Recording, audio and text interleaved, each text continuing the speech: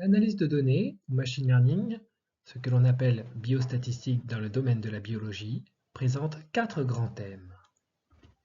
D'abord, les catégorisations, qui sont là pour identifier des groupes d'individus. Ensuite, les regroupements ou clustering, qui permettent d'attribuer un ou plusieurs individus à des groupes déjà définis. Viennent ensuite les régressions, qui sont là pour établir les relations qui existent entre deux ou plusieurs variables, puis les réductions dimensionnelles, qui visent à simplifier l'approche que l'on peut avoir d'un jeu de données décrit par un très grand nombre de variables. Un exemple d'application du machine learning à travers l'étude de plantes dans le cadre par exemple de l'agronomie. Je peux décrire mes plantes par différentes variables: hauteur, diamètre, nombre de feuilles, longueur des racines.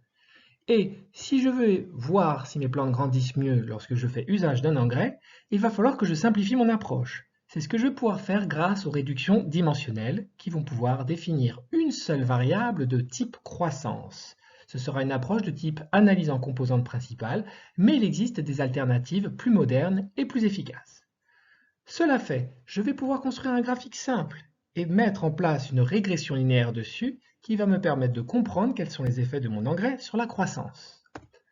Le machine learning offre différents tests qui vont me permettre de contrôler cette régression linéaire. Ainsi, ici, j'aurais tendance à croire que la croissance décline avec l'usage des engrais, mais mes tests vont me signaler qu'il y a la présence de groupes. Je vais pouvoir ainsi établir un regroupement, montrer qu'il existe deux catégories de plantes que je vais devoir étudier séparément et, ce faisant, établir des régressions linéaires, des relations entre croissance et engrais pour chacun de ces groupes.